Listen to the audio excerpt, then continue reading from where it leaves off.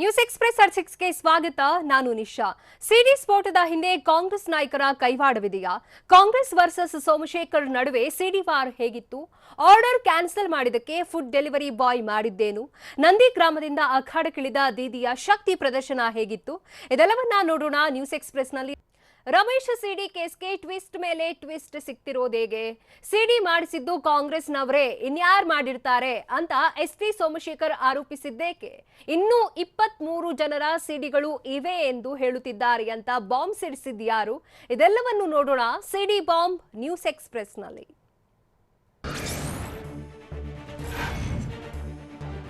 ಸಿಡಿ ಸಿಡಿಸಿದ ವಾರದ ಬಳಿಕ ಟ್ವಿಸ್ಟ್ ಮೇಲೆ ಟ್ವಿಸ್ಟ್ ಸಿಗ್ತಾ ಇದೆ. ಸಿಡಿ ಮಾಡಿಸಿದ್ದು ಕಾಂಗ್ರೆಸ್ನವರೇ, ಇನ್ಯಾರು ಮಾಡಿರ್ತಾರೆ ಅಂತ ಸಚಿವ ಎಸ್ಟಿ ಸೋಮಶೇಖರ್ ಹೊಸ ಬಾಂಬ್ ಸಿಡಿಸಿದ್ದಾರೆ. ಇಂತಹ ಮನೆಹಾಳು ತೇಜೋವಧೆ ಕೆಲಸ ಅವರೇ ಮಾಡೋದು. ನಾನು 20 ವರ್ಷ ಕಾಂಗ್ರೆಸ್ನಲ್ಲೇ ಇದ್ದೆ, ಕಾಂಗ್ರೆಸ್ನವರು ಏನ್ ಮಾಡ್ತಾರೆ ಅಂತ ನನಗೆ ಗೊತ್ತಿದೆ ಅಂತ ಸೋಮಶೇಖರ್ ಹೇಳಿದ್ದಾರೆ. ಅಲ್ಲದೆ ರಾಜಕೀಯವಾಗಿ ಸವಾಲು ಹಾಕಲಿ, ಎದುರಿಸ್ತೇವೆ. ತಾಕತ್ತಿದ್ರೆ ನನ್ನ ವಿರುದ್ಧ, ರಮೇಶ್ ಜಾರಕಿಹೊಳಿ ವಿರುದ್ಧ ಸ್ಪರ್ಧಿಸಲಿ. ಅದನ್ನ ಬಿಟ್ಟು ಸಿಡಿ ರಾಜಕಾರಣ ಮಾಡೋದು ಸರಿಯಲ್ಲ ಅಂತ ವಾಗ್ದಾಳಿ ನಡೆಸಿದ್ದಾರೆ.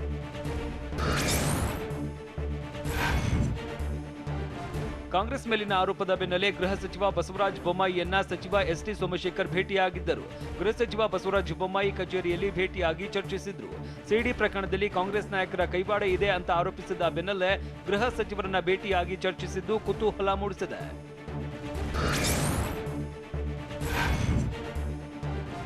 ರಾಸಲೀಲೆ ಸಿಡಿ ಹಿಂದೆ ಯಾವ ಪಕ್ಷದವರು ಇಲ್ಲ ಅಂತ ರಮೇಶ್ ಜಾರಕಿಹೊಳಿ ಹೇಳಿದ್ರು.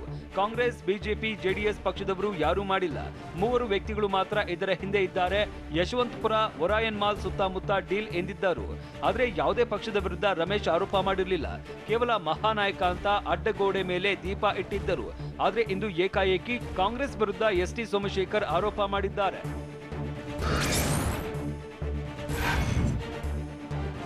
ರಮೇಶ್ ಜಾರಕಿಹೊಳಿ ಸಿಡಿ ಬಗ್ಗೆ ಸಂಪುಟ ಸಚಿವರೇ ಸ್ಫೋಟಕ ಹೇಳಿಕೆ ನೀಡಿದ್ದಾರೆ. ಇದೀಗ ಸಿಪಿ ಯೋಗೀಶ್ವರ್ ಬಳಿಕ ಆರೋಪ ಮಾಡಿರುವ ಎಸ್ಟಿ ಸೋಮಶೇಖರ್ ಕಾಂಗ್ರೆಸ್ ಕಡೆ ಬೊಟ್ಟು ಮಾಡಿದ್ದಾರೆ.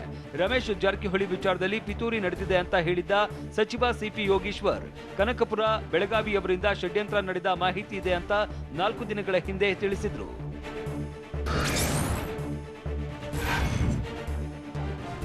ಸಿಡಿ ಮಾಡಿಸಿದ್ದು ಕಾಂಗ್ರೆಸ್ನವರೇ ಅಂತ ಸಚಿವ ಎಸ್ಟಿ ಸೋಮಶೇಖರ್ಗೆ ರಾಜ್ಯ ಕಾಂಗ್ರೆಸ್ ಟ್ವಿಟರ್ನಲ್ಲಿ ತಿರುಗೇಟು ನೀಡಿದೆ.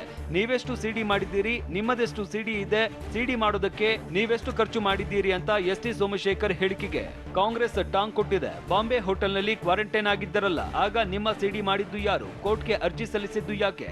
ನಿಮ್ಮ ಕಳ್ಳ ಮನಸ್ಸೇಕೆ ಹುಳ್ಳುಳ್ಳಿಗೆ ಆಡ್ತಾ ಇದೆ? ಓಡಿ ಹೋಗಿ ತಡೆಯಾಜ್ಞೆ ಅರ್ಜಿ ಯಾಕೆ ಸಲ್ಲಿಸಿದ್ದೀರಿ ಅಂತ ಪ್ರಶ್ನಿಸಿದೆ.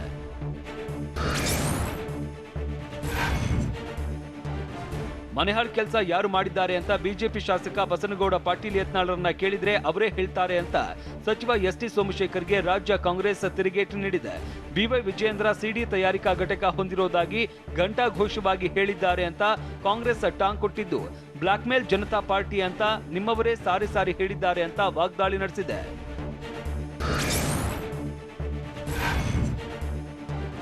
ರಮೇಶ್ ಜಾರಕಿಹೊಳಿ ರಾಸಲೀಲೆ ಸಿಡಿ ಈಗಾಗಲೇ ರಾಜಕೀಯ ತಲ್ಲಣ ಸೃಷ್ಟಿಸಿದೆ.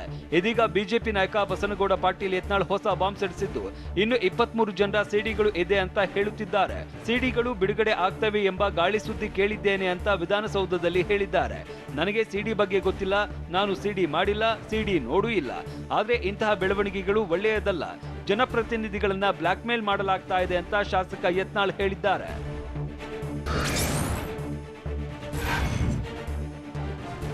ಬಿಜೆಪಿ ಸರ್ಕಾರ ಆಡಳಿತಕ್ಕೆ ಬರೋದಕ್ಕೆ ರಮೇಶ್ ಜಾರಕಿಹೊಳಿ ಕಾರಣ. ಹೀಗಾಗಿನೇ ಅವರ ವಿರುದ್ಧ ಷಡ್ಯಂತ್ರ ಮಾಡಲಾಗಿದೆ ಅಂತ ಬೆಂಗಳೂರಿನ ಸದಾಶಿವನಗರದಲ್ಲಿ ಸಚಿವ ಶ್ರೀರಾಮುಲು ಆರೋಪಿಸಿದ್ದಾರೆ. ಮುಖ್ಯಮಂತ್ರಿ ಬಿಎಸ್ ಯಡಿಯೂರಪ್ಪ ಪ್ರಕರಣದ ಎಲ್ಲ ಬೆಳವಣಿಗೆಗಳನ್ನ ಗಮನಿಸ್ತಾ ಇದ್ದಾರೆ. ಪ್ರಕರಣವನ್ನ ಉನ್ನತ ಮಟ್ಟದ ತನಿಖೆಗೆ ವಹಿಸುವ ಬಗ್ಗೆ ಚರ್ಚೆ ನಡೆದಿದ್ದು, ಈ ಬಗ್ಗೆ ಗೃಹ ಸಚಿವ ಬಸವರಾಜ ಬೊಮ್ಮಾಯಿ ತಿಳಿಸುತ್ತಾರೆ ಅಂತ ಸದಾಶಿವನಗರ ರಮೇಶ್ ನಿವಾಸದ ಬಳಿಕ ಶ್ರೀರಾಮುಲು ಹೇಳಿದ್ರು.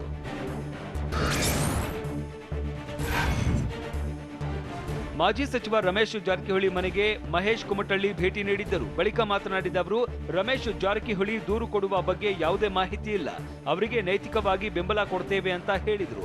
ರಮೇಶ್ ಜಾರಕಿಹೊಳಿಗೆ ಯಾವುದೇ ಸಂದರ್ಭದಲ್ಲಿಯೂ ಪಕ್ಷಾತೀತವಾಗಿ ಬೆಂಬಲ ಕೊಡ್ತೇವೆ.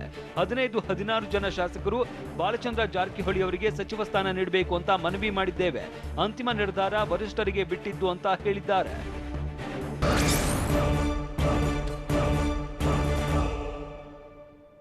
ಮೀಸಲಾತಿ ಬಗ್ಗೆ ಸದನದಲ್ಲಿ ಶಾಸಕ ಯತ್ನಾಳ್ ಗುಡುಗಿದ್ದು ಹೇಗೆ? ಉನ್ನತ ಮಟ್ಟದ ಸಮಿತಿ ಬಗ್ಗೆ ಸಿದ್ದರಾಮಯ್ಯ ಕೇಳಿದ ಪ್ರಶ್ನೆ ಏನು? ಸುಂದರಿ ವಿಚಾರಕ್ಕೆ ಹಳ್ಳಿ ಹಕ್ಕಿಯ ಹಾಸ್ಯ ಚಟಾಕಿ ಹೇಗಿತ್ತು? ಇದೆಲ್ಲವನ್ನ ನೋಡೋಣ ಸದನ ಕದನ ನ್ಯೂಸ್ ಎಕ್ಸ್‌ಪ್ರೆಸ್‌ನಲ್ಲಿ.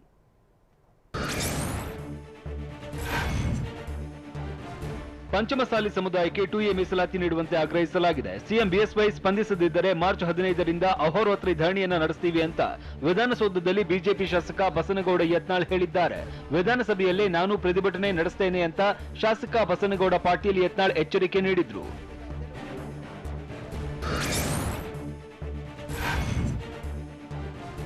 ವಿಧಾನಸಭೆ ಅಧಿವೇಶನದಲ್ಲಿ ಬಜೆಟ್ ಮೇಲಿನ ಚರ್ಚೆಗೆ ಸಿದ್ದರಾಮಯ್ಯಗೆ ಅವಕಾಶ ನೀಡಿದ್ದಕ್ಕೆ ಯತ್ನಾಳ್ ಆಕ್ರೋಶ ಹೊರಹಾಕಿದ್ರು. ಸದನದ ಬಾವಿಗೆ ಬಂದು ಯತ್ನಾಳ್ ಧರಣಿ ನಡೆಸಿದ್ರು.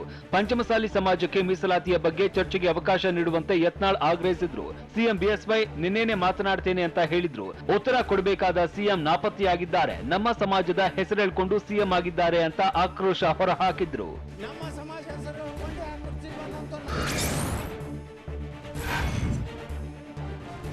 ವಿಧಾನಸಭೆ ಕಲಾಪದಲ್ಲಿ ಶಾಸಕ ಎಂಪಿ ರೇಣುಕಾಚಾರ್ಯ ಹಾಗೂ ಬಸನಗೌಡ ಪಾಟೀಲ್ ಯತ್ನಾಳ್ ನಡುವೆ ಜಟಾಪಟಿ ನಡೆಯಿತು.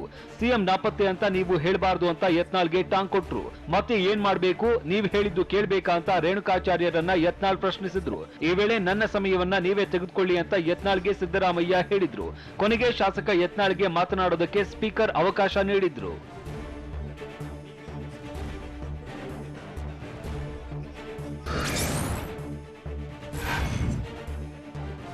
ಪಂಚಮಸಾಲಿ 2A ಮೀಸಲಾತಿಗೆ ಆಗ್ರಹಿಸಿ ಶಾಸಕ ಯತ್ನಾಳ್ ಆಕ್ರೋಶ ಹೊರಹಾಕಿದ್ರು. ಹಿಂದುಳಿದ ಆಯೋಗ ಇರುವಾಗ ನಿವೃತ್ತ ನ್ಯಾಯಮೂರ್ತಿ ಸಮಿತಿ ಯಾಕೆ ತಂದು ಕೂರಿಸ್ತೀರಿ ಅಂತ ಗೃಹ ಸಚಿವ ಬೊಮ್ಮಾಯಿ ಉತ್ತರಕ್ಕೆ ಯತ್ನಾಳ್ ಮರುಪ್ರಶ್ನೆ ಮಾಡಿದ್ರು. ಶಾಶ್ವತ ಪರಿಹಾರ ನೀಡೋದ್ರ ಬಗ್ಗೆ ನನಗೆ ಸಂಶಯವಿದೆ. ಬ್ರಾಹ್ಮಣ ಸಮುದಾಯದಲ್ಲೂ ಬಡತನದ ಪರಿಸ್ಥಿತಿ ಇದೆ. ಮೀಸಲಾತಿ ಬಗ್ಗೆ ಹೊಸ ಸಮಿತಿ ಮಾಡುವ ಉದ್ದೇಶ ಸರಿಯಲ್ಲ. ಒಂದು ಡೆಡ್ಲೈನ್ ಹಾಕಿ ಕೊಡೋಕೆ ಆಗಲ್ಲ ಅಂದ್ರೆ ಸಿಎಂ ಬಿಎಸ್ವೈ ಸ್ಪಷ್ಟವಾಗಿ ಹೇಳಲಿ ಅಂತ ಯತ್ನಾಳ್ ಆಕ್ರೋಶ ಹೊರಹಾಕಿದ್ರು.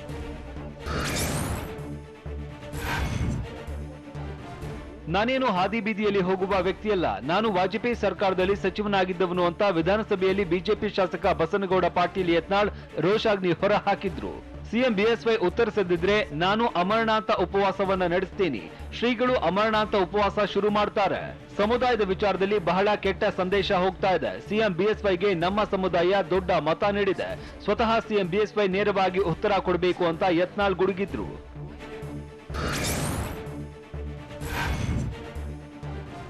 ವಿಧಾನಸಭೆ ಕಲಾಪದಲ್ಲಿ ಮೀಸಲಾತಿ ಕಿಡಿ ಸ್ಫೋಟಗೊಂಡಿದ್ದು, ಉನ್ನತ ಮಟ್ಟದ ಸಮಿತಿ ಅಂದ್ರೆ ಏನು, ಇನ್ನೊಂದು ಹಿಂದುಳಿದ ಆಯೋಗ ರಚನೆ ಮಾಡ್ತೀರಾ ಅಂತ ಕಲಾಪದಲ್ಲಿ ವಿಪಕ್ಷ ನಾಯಕ ಸಿದ್ದರಾಮಯ್ಯ ಪ್ರಶ್ನಿಸಿದ್ರು. ಉನ್ನತ ಮಟ್ಟದ ಸಮಿತಿಗೆ ವರದಿ ಕೊಡೋದಕ್ಕೆ ಆಗೋದಿಲ್ಲ. ಇದೆಲ್ಲ ಆಗಬೇಕಾದ್ರೆ ಸಮಗ್ರ ಅಧ್ಯಯನ ನಡೀಬೇಕು. ಕುರುಬರನ್ನ ಎಸ್ಟಿಗೆ ಸೇರಿಸಬೇಕಾದ್ರೆ ಕುಲಶಾಸ್ತ್ರೀಯ ಅಧ್ಯಯನ ಮಾಡಬೇಕು. ಎಲ್ಲರೂ ಬೀದಿಗಿಳಿದು ಮೀಸಲಾತಿಗೆ ಹೋರಾಡ್ತಾ ಇದ್ದಾರೆ. ಆದ್ರೆ ಹಾಗೆಲ್ಲ ಮೀಸಲಾತಿ ಕೊಡೋದಕ್ಕಾಗಲ್ಲ ಅಂತ ಸಿದ್ದರಾಮಯ್ಯ ಹೇಳಿದ್ರು.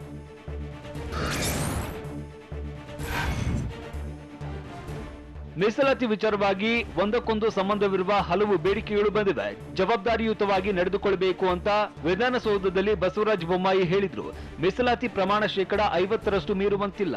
ರಾಜ್ಯ ಸರ್ಕಾರಕ್ಕೆ ಮೀಸಲಾತಿ ಸವಾಲುಗಳು ಇವೆ. ಪಂಚಮಸಾಲಿ ಸಮುದಾಯಕ್ಕೆ 2A ಮೀಸಲಾತಿ ನೀಡೋದು ಹಿಂದುಳಿದ ವರ್ಗಗಳ ಆಯೋಗದ ಮೂಲಕ ಆಗಬೇಕು ಅಂತ ಸಚಿವ ಬೊಮ್ಮಾಯಿ ಸ್ಪಷ್ಟಪಡಿಸಿದ್ರು.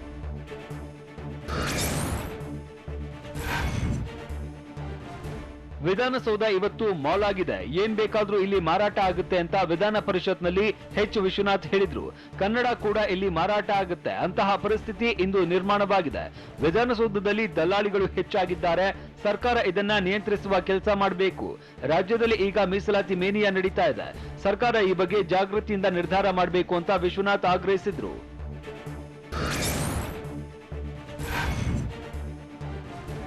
ವಿಧಾನ ಪರಿಷತ್ನಲ್ಲಿ ಬಜೆಟ್ ಮೇಲೆ ಚರ್ಚೆ ವೇಳೆ ಭಾರತಿ ಶೆಟ್ಟಿಯನ್ನ ಸುಂದರಿ ಅಂತ ಎಚ್ ವಿಶ್ವನಾಥ್ ಕರೆದ್ರು. ಹಳ್ಳಿ ಹಕ್ಕಿ ಪುಸ್ತಕದ ಬಗ್ಗೆ ಪ್ರಸ್ತಾಪಿಸಿದ್ರು.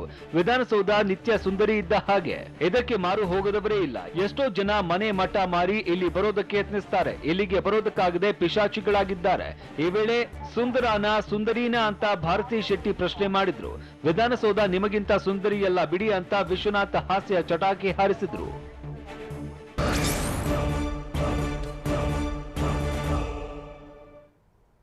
ನಾನಂತೂ ಕೋರ್ಟ್ಗೆ ಹೋಗಲ್ಲ ಅಂತ ಹೇಳಿದ್ಯಾರು? ಆರ್ಡರ್ ಕ್ಯಾನ್ಸಲ್ ಮಾಡಿದ್ದಕ್ಕೆ ಝೊಮ್ಯಾಟೊ ಫುಡ್ ಡೆಲಿವರಿ ಬಾಯ್ ಮಾಡಿದ್ದೇನು? ಸರ್ಕಾರ ಅಸ್ತು ಎಂದ ನೌಕರರ ಮತ್ತೊಂದು ಬೇಡಿಕೆ ಯಾವುದು? ಇದೆಲ್ಲವನ್ನು ನೋಡೋಣ ಬೆಂಗಳೂರು ನ್ಯೂಸ್ ಎಕ್ಸ್‌ಪ್ರೆಸ್‌ನಲ್ಲಿ.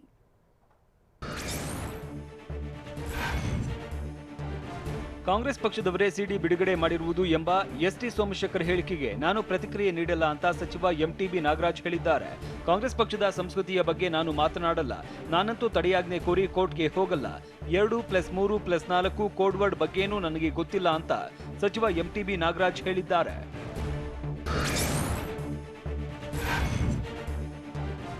ಬಿಜೆಪಿ ಶಾಸಕ ಬಸನಗೌಡ ಪಾಟೀಲ್ ಯತ್ನಾಳ್ ಹೊಸ ಬಾಂಬ್ ಸಿಡಿಸಿದ್ದು ಸದನ ನಡೆಯುವಾಗ ನಾವು ಎಲ್ಲರೂ ಕುಳಿತಿರ್ತೇವೆ. ಈ ವೇಳೆ ಕೆಲವರಿಗೆ ಫೋನ್ ಮಾಡಿ ಸಿಡಿ ಇದೆ ಅಂತ ಬ್ಲಾಕ್ ಮೇಲ್ ಮಾಡ್ತಾರೆ ಅಂತ ಆರೋಪಿಸಿದ್ದಾರೆ. ಫೋನ್ ಮಾಡಿ ಹಣಕ್ಕಾಗಿ ಬೇಡಿಕೆಯನ್ನ ಇಡ್ತಾರೆ. ಇಷ್ಟು ಕೋಟಿ ಕೊಟ್ಟರೆ ಬಿಡುಗಡೆ ಮಾಡಲ್ಲ ಅಂತಾರೆ. ಈ ಬಗ್ಗೆ 23 ಜನರ ಹೆಸರು ನನಗೆ ಹೇಳಿದ್ದಾರೆ ಅಂತ ವಿಧಾನಸೌಧದಲ್ಲಿ ಬಿಜೆಪಿ ಶಾಸಕ ಯತ್ನಾಳ್ ಹೇಳಿದ್ದಾರೆ.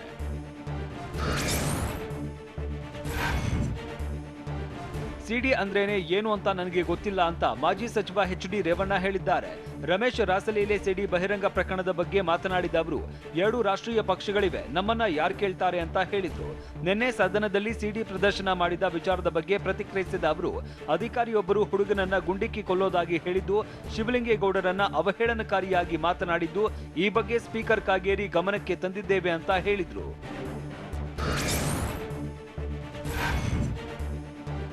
ಸಚಿವ ಎಸ್ಟಿ ಸೋಮಶೇಖರ್ ಆರೋಪಕ್ಕೆ ಶಾಸಕ ಅಜಯ್ ಸಿಂಗ್ ತಿರುಗೇಟು ನೀಡಿದ್ದು, ಕಾಂಗ್ರೆಸ್ ಈ ಸಿಡಿ ಮಾಡಿದೆ ಎಂಬ ಆರೋಪ ಸುಳ್ಳು.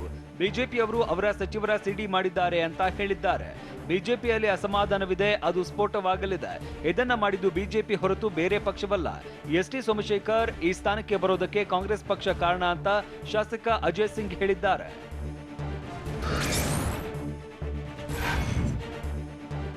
ರಾಜರಾಜೇಶ್ವರಿ ನಗರ ಬಿಜೆಪಿ ಶಾಸಕ ಮುನಿರತ್ನಗೆ ಹೈಕೋರ್ಟ್ನಿಂದ ರಿಲೀಫ್ ಸಿಕ್ಕಿದೆ. ಆರ್ಆರ್ ನಗರದ ಬಹುಕೋಟಿ ನಕಲಿ ಕಡತ ಸೃಷ್ಟಿ ಪ್ರಕರಣದಲ್ಲಿ ಮುನಿರತ್ನ ಹೆಸರು ಕೈಬಿಟ್ಟಿದ್ದನ್ನ ಪ್ರಶ್ನಿಸಿ ವಕೀಲ ಎಂಪಿ ಅಮೃತೇಶ್ ಸಲ್ಲಿಸಿದ್ದ ಅರ್ಜಿ ವಜಾ ಮಾಡಲಾಗಿದೆ. ಮುನಿರತ್ನ ಪತ್ನಿ ಮಂಜುಳಾ ಮನೆಯಲ್ಲಿ ಕಡತ ಪತ್ತೆಯಾಗಿತ್ತು. ಲೋಕಾಯುಕ್ತ ಪೊಲೀಸರು ದಾಳಿ ನಡೆಸಿ ಕೇಸ್ ದಾಖಲಿಸಿದ್ರು. ಆದರೆ ಚಾರ್ಜ್ ಶೀಟ್ನಲ್ಲಿ ಮುನಿರತ್ನ ಪತ್ನಿ ಹೆಸರು ಕೈಬಿಟ್ಟಿದ್ದರು.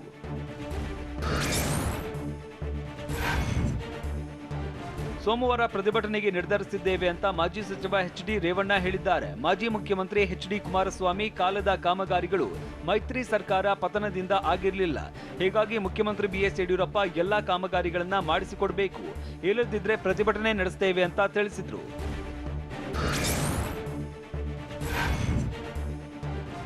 ಆದಾಯಕ್ಕೂ ಮೀರಿ ಆಸ್ತಿ ಗಳಿಕೆ ಆರೋಪ ಹಿನ್ನೆಲೆ ಬಿಎಂಟಿಎಫ್ ಇನ್ಸ್ಪೆಕ್ಟರ್ ವಿಕ್ಟರ್ ಸೈಮನ್ಸ್ ರನ್ನ ಬಂಧಿಸಲಾಗಿದೆ. ನಿನ್ನೆ ವಿಕ್ಟರ್ ಸೈಮನ್ ಮನೆಯ ಮೇಲೆ ಎಸಿಬಿ ಅಧಿಕಾರಿಗಳ ತಂಡ ದಾಳಿ ಮಾಡಿತ್ತು. ದಾಳಿ ವೇಳೆ ನಗದು, ವಿದೇಶಿ ಮದ್ಯ ಜಪ್ತಿ ಮಾಡಿದ್ದರು. ವಿಕ್ಟರ್ ಸೈಮನ್ ಆದಾಯಕ್ಕಿಂತ $257ರಷ್ಟು ಹೆಚ್ಚು ಆಸ್ತಿ ಗಳಿಸಿರುವ ಆರೋಪದ ಮೇಲೆ ಎಸಿಬಿ ಪೊಲೀಸರು ಬಂಧಿಸಿದ್ದಾರೆ.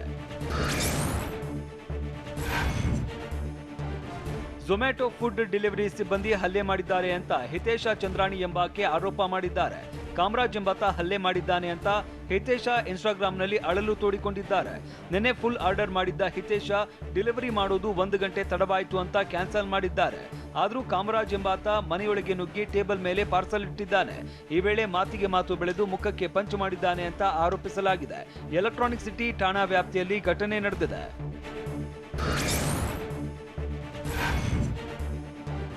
ಸಾರಿಗೆ ನೌಕರರ ಮತ್ತೊಂದು ಬೇಡಿಕೆಯನ್ನ ಸರ್ಕಾರ ಈಡೇರಿಸಿದೆ. ಸಾರಿಗೆ ನೌಕರರ ಅಂತರ್ ನಿಗಮ ವರ್ಗಾವಣೆ ರಾಜ್ಯ ಸರ್ಕಾರ ಗ್ರೀನ್ ಸಿಗ್ನಲ್ ನೀಡಿದೆ. ನೌಕರನ ಮೇಲೆ ಯಾವುದಾದರೂ ಅಪರಾಧ, ಶಿಸ್ತು ಪ್ರಕರಣಗಳು ಬಾಕಿ ಇದ್ದರೆ ವರ್ಗಾವಣೆ ಅಸಾಧ್ಯವಾಗಿದ್ದು, ಸಿಬ್ಬಂದಿ ವರ್ಗಾವಣೆ ಬಯಸಿ ಅರ್ಜಿ ಸಲ್ಲಿಕೆ ಮಾಡಿದ್ರೆ ಯಾವುದೇ ಕಾರಣಕ್ಕೂ ವರ್ಗಾವಣೆ ಹಿಂಪಡೆಯೋದಿಲ್ಲ ಅಂತ ತಿಳಿಸಿದ್ದು, ಸಾರಿಗೆ ನೌಕರರ 9 ಬೇಡಿಕೆಗಳಲ್ಲಿ ಇದೂ ಒಂದಾಗಿದೆ.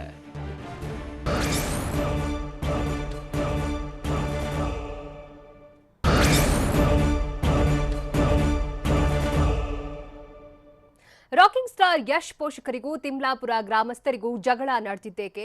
ಯಾವುದೇ ಕಾರಣಕ್ಕೂ ಜಮೀನು ಬಿಟ್ಕೊಡಲ್ಲ ಎಂದು ಸ್ಥಳೀಯರು ಪಟ್ಟು ಹಿಡಿದಿದ್ದೇಕೆ? ಸ್ವಗ್ರಾಮದ ಜನರಿಗೆ ಯಶ್ ಕೊಟ್ಟ ಅಭಯ ಏನು? ಇದೆಲ್ಲವನ್ನು ನೋಡೋಣ ರಾಂಗ್ ಆದ ರಾಕಿ ನ್ಯೂಸ್ ಎಕ್ಸ್‌ಪ್ರೆಸ್‌ನಲ್ಲಿ.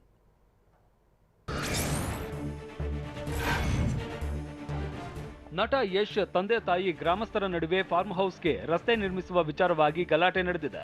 ಹಾಸನ ತಾಲೂಕಿನ ತಿಮ್ಲಾಪುರದ ಫಾರ್ಮ್ ಹೌಸ್ ಬಳಿ ಯಶ್ ತಂದೆ ಅರುಣ್ ಕುಮಾರ್, ತಾಯಿ ಪುಷ್ಪಾ ಕೆಲಸ ಮಾಡಿಸ್ತಾ ಇದ್ರು. ಈ ವೇಳೆ ಕೆಲಸ ಮಾಡಿಸದಂತೆ ಗ್ರಾಮಸ್ಥರು ಅಡ್ಡಿ ಮಾಡಿದ್ದು, ಗ್ರಾಮಸ್ಥರು ಯಶ್ ಅಭಿಮಾನಿಗಳು ಕೈ ಮಿಲಾಯಿಸಿದ್ದು, ಬಳಿಕ ದುದ್ದ ಪೊಲೀಸರ ಮಧ್ಯಸ್ಥಿಕೆಯಿಂದ ಸಮಸ್ಯೆ ಬಗೆಹರಿದಿದೆ.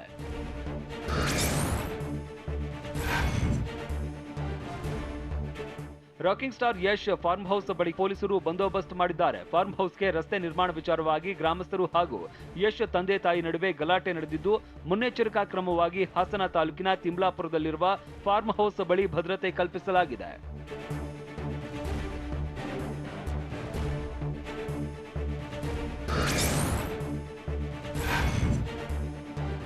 ಯಾವುದೇ ಕಾರಣಕ್ಕೂ ನಮ್ಮ ಜಮೀನಿನ ಮೇಲೆ ರಸ್ತೆ ನಿರ್ಮಿಸೋದಕ್ಕೆ ಅವಕಾಶ ಕೊಡಲ್ಲ ಅಂತ ರೈತರು ಪಟ್ಟು ಹಿಡಿದಿದ್ದಾರೆ. ತಿಮ್ಲಾಪುರದ ಜಮೀನಿನ ಮಾಲೀಕರಾದ ಕೃಷ್ಣೇಗೌಡ, ಸಿದ್ದರಾಮು ಟಿವಿ9ಗೆ ಪ್ರತಿಕ್ರಿಯಿಸಿದ್ದು, ನಮ್ಮನ್ನ ಕೇಳದೆ ಜಮೀನಿನ ಮೇಲೆ ರಸ್ತೆ ನಿರ್ಮಿಸಲಾಗಿದೆ. ನಮಗಿರೋದೇ 2 ಎಕರೆ ಜಮೀನು. ಇದೀಗ ಅದನ್ನ ಕಳ್ಕೊಂಡ್ರೆ ಏನ್ ಮಾಡೋಣ ಅಂತ ಪ್ರಶ್ನಿಸಿದ್ದಾರೆ. ಅಲ್ಲದೆ ನಮ್ಮ ಜಮೀನಿನಲ್ಲಿ ಅವರು ರಸ್ತೆ ನಿರ್ಮಿಸೋದಾದ್ರೆ ಅವರು ರಸ್ತೆಗೆ ಬಳಸಿಕೊಂಡಷ್ಟು ಭೂಮಿಯನ್ನ ಅವರ ಜಮೀನಿನಲ್ಲಿ ನಮಗೆ ನೀಡಲಿ ಅಂತ ಆಗ್ರಹಿಸಿದ್ದಾರೆ.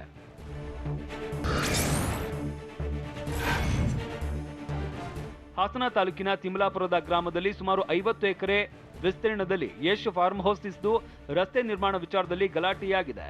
ಫಾರ್ಮ್ ಹೌಸ್ಗೆ ಹೊಸದಾಗಿ ರೈತರ ಜಮೀನಿನ ಮೇಲೆ ರಸ್ತೆ ನಿರ್ಮಾಣ ಮಾಡಲಾಗ್ತಾ ಇದೆ ಅಂತ ಆರೋಪಿಸಲಾಗಿದ್ದು, ಸ್ಥಳೀಯರು ಹಾಗೂ ಯಶ್ ಪೋಷಕರ ನಡುವೆ ಗಲಾಟೆ ನಡೆದಿದೆ. ಈಶಾನ್ಯ ಮೂಲೆಯಲ್ಲಿ ರಸ್ತೆ ಮಾಡಿದ್ರೆ ರಾಜಯೋಗ ಅಂತ ರಸ್ತೆ ನಿರ್ಮಿಸುವುದಕ್ಕೆ ಯತ್ನಿಸ್ತಾ ಇದ್ದಾರೆ ಅಂತ ಗ್ರಾಮಸ್ಥರು ಆರೋಪಿಸಿದ್ದಾರೆ.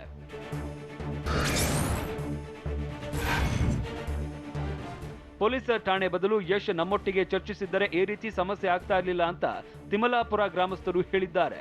ಯಶ್ ಬಗ್ಗೆ ನಮಗೆ ಅಭಿಮಾನವೂ ಇದೆ, ಗೌರವವೂ ಇದೆ. ಆದ್ರೆ ಅವರು ಈಗ ಯಾಕೆ ಈ ತರ ಮಾಡ್ತಾ ಇದ್ದಾರೋ ಗೊತ್ತಿಲ್ಲ. ಅವರಿಗೆ ಗೌರವ ಕೊಟ್ಟು 1.5 ವರ್ಷದ ಹಿಂದೆ ರಸ್ತೆಗೆ ಜಾಗ ಕೊಟ್ಟಿದ್ದೀವಿ. ಈಗ ಮತ್ತೆ ರೈತರ ಜಮೀನಿನಲ್ಲಿ ರಸ್ತೆ ಬೇಕು ಅಂತ ಹೇಳ್ತಾ ಇದ್ದಾರೆ. ಅವರಿಗೆ ವಿಷಯ ಗೊತ್ತಿದೆಯೋ ಇಲ್ಲವೋ ಅಂತ ತಿಮಲಾಪುರ ಗ್ರಾಮಸ್ಥರು ತಿಳಿಸಿದ್ದಾರೆ. ನಟ ಯಶ್ ಫಾರ್ಮ್ ಹೌಸ್ಗೆ ರಸ್ತೆ ನಿರ್ಮಾಣ ವಿವಾದ ವಿಚಾರಕ್ಕೆ ಟಿವಿ9ಗೆ ನಟ ಯಶ್ ಪ್ರತಿಕ್ರಿಯೆ ನೀಡಿದ್ದು, ಯಾರೂ ಭಯ ಪಡುವ ಅಗತ್ಯವಿಲ್ಲ ಅಂತ ಹೇಳಿದ್ದಾರೆ. ನನಗೂ ಇಲ್ಲಿ ಮಾಹಿತಿಯ ಕೊರತೆ ಇದೆ, ಆದ್ರೆ ಯಶ್ ಇಂದ ಯಾವುದೇ ಮೋಸ ಆಗಲ್ಲ ಅಂತ ಭರವಸೆ ನೀಡ್ತೇನೆ. ತಾಯಿ ಊರಿನಲ್ಲಿ ಜಾಗ ಮಾಡಬೇಕು ಎಂಬ ಆಸೆ ಇತ್ತು, ಹೀಗಾಗಿ ನಾವು ಅಲ್ಲಿ ಜಾಗವನ್ನ ಖರೀದಿಸಿದ್ದೇವೆ. ಆ ಜಾಗದ ನಕ್ಷೆ ಎಲ್ಲ ತೆಗೆಸಿ ಪರಿಶೀಲಿಸಿದ್ದೇವೆ ಅಂತ ಟಿವಿ9ಗೆ ಯಶ್ ಪ್ರತಿಕ್ರಿಯಿಸಿದ್ದಾರೆ.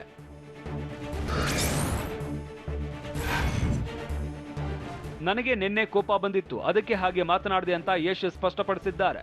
ಅಲ್ಲಿ ವ್ಯವಸಾಯ ಮಾಡಬೇಕು ಅನ್ನೋದು ನನ್ನ ಉದ್ದೇಶ. ಅದಕ್ಕೂ ಮೊದಲು ಬಂದೋಬಸ್ತ್ ಮಾಡಿಕೊಳ್ಳೋದಕ್ಕೆ ಕಾಂಪೌಂಡ್ ಹಾಕ್ತಾ ಇದ್ದೇವೆ. ಅಲ್ಲದೆ ಕಾಂಪೌಂಡ್ ಒಳಗೆ ಗಂಧದ ಮರಗಳಿವೆ, ಕಳ್ಳತನವಾಗಿತ್ತು. ಕಾಡು ಪ್ರಾಣಿಗಳ ಬೇಟೆಗೆ ಕೆಲವರು ಬರ್ತಾರೆ, ಹೀಗಾಗಿ ಜಮೀನಿಗೆ ಕಾಂಪೌಂಡ್ ನಿರ್ಮಿಸ್ತಾ ಇದ್ದೇವೆ. ಇನ್ನೊಬ್ಬರ ಜಾಗದಲ್ಲಿ ರಸ್ತೆ ಮಾಡಿಕೊಳ್ಳುವ ಆಸೆ ನನಗಿಲ್ಲ. ಅಲ್ಲಿಯ ಜನರು ಭಯ ಪಡುವ ಅಗತ್ಯವಿಲ್ಲ. ಅವರು ನನಗೆ ಮೊದಲು ರಸ್ತೆಯನ್ನ ಬಿಟ್ಟುಕೊಟ್ಟಿರೋದು ನಿಜ ಅಂತ ಯಶ್ ತಿಳಿಸಿದ್ದಾರೆ.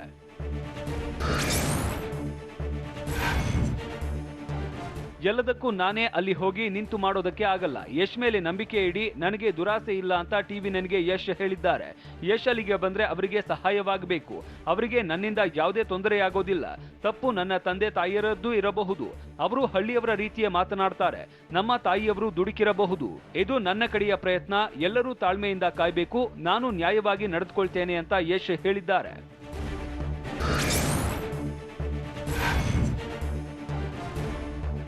ಯಶ್ ಫಾರ್ಮ್ ಹೌಸ್ಗೆ ರಸ್ತೆ ನಿರ್ಮಾಣ ವಿಚಾರದ ವಿವಾದದ ಬಗ್ಗೆ ಪ್ರತಿಕ್ರಿಯಿಸೋದಕ್ಕೆ ಮಾಜಿ ಸಚಿವ ಎಚ್.ಡಿ. ರೇವಣ್ಣ ನಿರಾಕರಿಸಿದ್ದಾರೆ.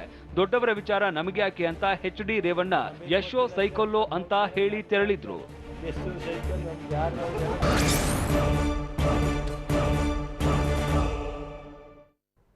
ತವರಿನಲ್ಲಿ ರಮೇಶ್ ಜಾರಕಿಹೊಳಿ ಪರ ಬ್ಯಾಟ್ ಬೀಸಿದ್ದು ಹೇಗಿತ್ತು? ಮಕ್ಕಳು ಕಣ್ಣೀರು ಹಾಕಿದ್ರು ಶಾಲೆಯ ಸ್ಥಳದ ಬಗ್ಗೆ ಜಟಾಪಟಿ ನಡೆದಿತ್ತು ಎಲ್ಲಿ? ನಾಮಪತ್ರ ಸಲ್ಲಿಸಿದ ಸಿಎಂ ಮಮತಾ ಬ್ಯಾನರ್ಜಿ ಶಕ್ತಿ ಪ್ರದರ್ಶನ ಮಾಡಿದ್ದು ಹೇಗಿತ್ತು? ಇದೆಲ್ಲವನ್ನೂ ನೋಡೋಣ ಸಮಗ್ರ ನ್ಯೂಸ್ ಎಕ್ಸ್‌ಪ್ರೆಸ್‌ನಲ್ಲಿ.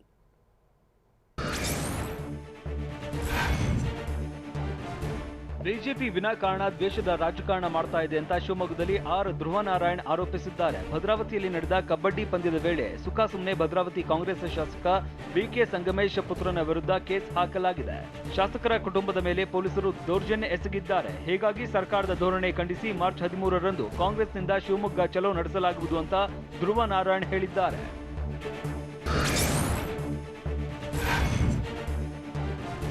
ರಮೇಶ್ ಜಾರಕಿಹೊಳಿ ಸಿಡಿ ಪ್ರಕರಣ ಅಸಲಿನ ನಕಲಿನ ಅನ್ನೋದರ ಕುರಿತು ತನಿಖೆಯಾಗಬೇಕು ಅಂತ ಹೋರಾಟಗಾರ ವಾಟಾಳ್ ನಾಗರಾಜ್ ಒತ್ತಾಯಿಸಿದ್ದಾರೆ.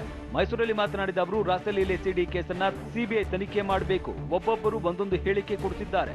2+3+4 ಅಂತ ಹೇಳ್ತಾ ಇದ್ದಾರೆ. ನಾನು 5+6+7 ಅಂದ್ರೆ ಆಗುತ್ತಾ ಅಂತ ವಾಟಾಳ್ ಪ್ರಶ್ನಿಸಿದ್ದಾರೆ. ಏನದೆಲ್ಲ ಅದರ ಬಗ್ಗೆ ತನಿಖೆ ಆಗಬೇಕು. ಕಲ್ಲಹಳ್ಳಿ ದೂರು ಹಿಂಪಡೆದ ಬಗ್ಗೆನೂ ತನಿಖೆ ಆಗಬೇಕು ಅಂತ ವಾಟಾಳ್ ಒತ್ತಾಯಿಸಿದ್ದಾರೆ.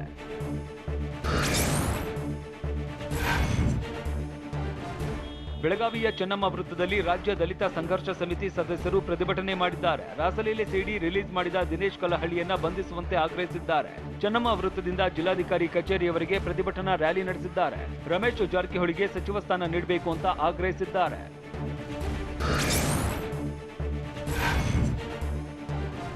ಹುಬ್ಬಳ್ಳಿಯ ಹರಿಜನ ಸರ್ಕಾರಿ ಅನುದಾನಿತ ಪ್ರಾಥಮಿಕ ಶಾಲೆ ಬಳಿ ಸೊಸೈಟಿಯೊಂದರ ಸದಸ್ಯರು ಮತ್ತು ಸ್ಥಳೀಯರ ಮಧ್ಯೆ ವಾಗ್ವಾದ ನಡೆದಿದೆ. ಗಾಂಧಿವಾಡ ಸೊಸೈಟಿ ಸದಸ್ಯರು ಶಾಲೆ ಖಾಲಿ ಮಾಡಿಸುವುದಕ್ಕೆ ಬಂದಿದ್ದ ವೇಳೆ ವಾಕ್ಸಮರಕ್ಕೆ ಕಾರಣವಾಗಿದೆ. 1956ರಲ್ಲಿ ಶಾಲೆ ಆರಂಭವಾಗಿದ್ದು, ಬಳಿಕ ಶಾಲೆ ಜಾಗವನ್ನ ಗಾಂಧಿವಾಡ ಕೋಆಪರೇಟಿವ್ ಸೊಸೈಟಿ ಖರೀದಿಸಿತ್ತು. ಆ ಬಳಿಕವೂ ಜಾಗವನ್ನ ಶಾಲೆಗೆ ನೀಡಲಾಗಿತ್ತು. ಇದೀಗ ಸೊಸೈಟಿ ಶಾಲೆ ಜಾಗ ಬಿಡುವಂತೆ ಪಟ್ಟು ಹಿಡಿದಿದೆ ಎನ್ನಲಾಗಿದೆ.